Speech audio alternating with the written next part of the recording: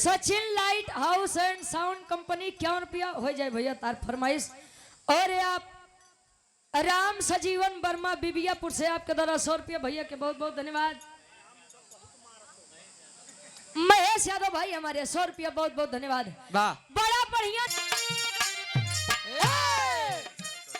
Kazan दे शहर वाली कजरा काजान दे शहर वाली कजरा काजान दे शहर वाली कजरा काजान दे कहे काजान दे शहर वाली कजरा। पहले के मेहरारू दिवाली जब आ जा तो कच्चा कोसा में काजर पारत रहे। अरे हमारे प्रतापगढ़ सब समझ ली हैं। काजर जब पारे के आँखी में लगावा उसे शुद्ध कुछ राबे नहीं करे। कहाँ बेटवा लगाया नहीं अगले जन्म में छछूनर बन जाबा। कहो गुरुजी। अच्छा पहले के मेहरारू कम पढ़ी लिखी रहा लेकिन संस्कार के स्तर उनके अंदर ज्यादा रहे। पहले के दुल्ही लंबा घूंघट करे काहे बदे जाना था। हाँ, उनका दांत बड़े बड़े रहते हुए तोपे रहे देखा जाता रहा। हाँ, रंदे जात रहे। पहले के दुल्ही मांग भर के सेनूर लगावे ऐसे कि हमरा दुल्हा के आयु लंबी होखे। आज के दुल्ही तनी सा टीक ली है काहे बदे जाना था।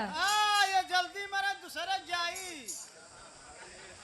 तार वाली कितना लगावत हो। वाह इनके बेलचो से लगावत। ससुर जैसी 20 लगावत। यूट्यूबर उमा चौरसिया 927 उमा चौक रामपुर से 51 रुपया बहुत बहुत धन्यवाद। आज के मेहरारू के कही दो गुरुजी कि पतोहिया तनी सब पर्दा कैलो तोहर बड़कऊ है।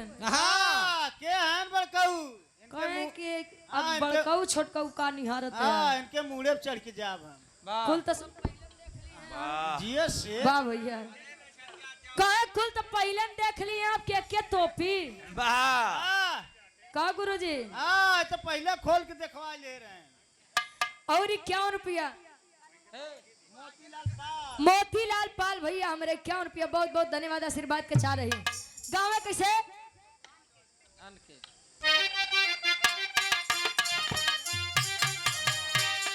आन के बलमुआ के सेज पर सुता आन के बलमुआ के सेज पे सुतावे आन के बलमुआ के सेज पे मुतावे सुतावे। हाँ अच्छा आन के लड़का मतलब अपन आन के बोला मतलब अपन लड़का। बच्चा जब छोटा होता है तो माता उसकी बड़ी केयर करती है देखभाल करती है। जब छोटा तो बस शिशु कह दे बिस्तर पे।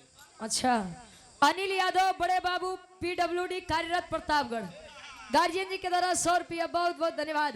वैसे बचोले भैया जब कचौड़िया बनिए में डाई के लिए आवत रहा है वो अपने भैया खियावत रहा का हो नहीं कुल पसीना उसीना नून खार कचौड़ी खियाया उनके। वाह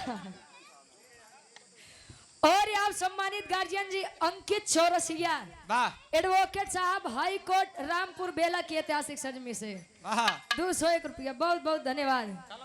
आन के बलमुआ के सेज को सुताव आन के बलमुआ के सेज पे सुताव आन के बलमुआ के सेज पे सुताव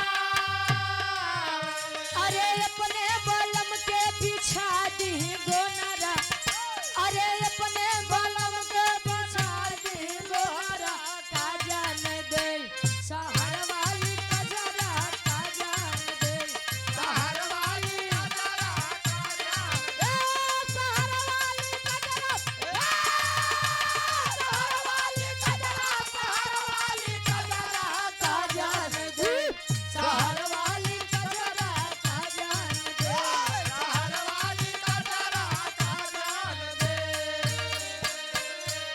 आन के बलमुआ के सेज पर सुता में अपने बलम के बिछाए दे गोनरा का जाने दे शहर वाली कजरा। धर्मेंद्र सर यहाँ पे क्या देश रहा। अरे एक खिना दूर दे यार। और सम्मानित गार्जियन जी हमारे धर्मेंद्र सर आपके द्वारा 100 रुपया। अरे आजकल का लड़का बड़ा उत्पाती हम गुरुजी। हाँ सब लॉकडाउन वाले हैं। अच्छा तू लोग कैसे जाना था कि लॉकडाउन के है। यूनेस में लॉकडाउन के पापा घरे आई गे रहे। आन के बलमुआ से हंसी हंसी बोले आन के बलमुआ से फंसी फंसी बोले आन के फंसी फंसी बोल। और ये आप शेर बहादुर सरोज मछली के थोक विक्रेता।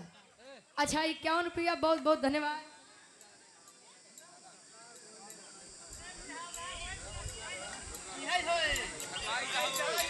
और आप सम्मानित गार्जियन जी, हमारे पूजनीय मामा जी, आप आनंद यादव जी, लेखपाल साहब, इसी ग्राम के लेखपाल साहब, वाह बीबियापुर और आइन से आपके द्वारा 500 रुपए का सम्मान। और सुशील यादव जी एडवोकेट साहब केतकरपुर से आपके द्वारा 300 रुपया, बहुत बहुत धन्यवाद आशीर्वाद के छा रही। और ये लल्ले लाइट हाउस और आइन 500 रुपया, अच्छा 5 रुपया, अच्छा ठीक बा 500 रुपया, बहुत बहुत धन्यवाद आशीर्वाद के छा रही। अब आई हमारा बाबू हरन क्या देश बाकी अब बिरहा हो जाओ। अरे बा बिरहावो में आनंद आई भैया। हम नारद जी बाहर खेला करें त्योहारों खेला करवाई दे नहीं बाबू कही है कि प्रतापगढ़ के नाम डुबा दी है बिरहा हो दे ना भैया। अरे बा बाबू, अरे जिया शेर, एक बार इनके नाम पे जोरदार ताली बजा दे भा। एक बात तो हम देखे गुरु जी, ए गवैया जब पावे लागत है हाँ तो लगरा जात। हमरे गार्जियन जी 100 रुपया फरमाइश बा कहे नथी अगर हो उधार सिंह जी। हाँ एम लगा देते हैं। 4 लाइन भूमिका के अंदर कवि जी भाव लिखते हैं कैसे।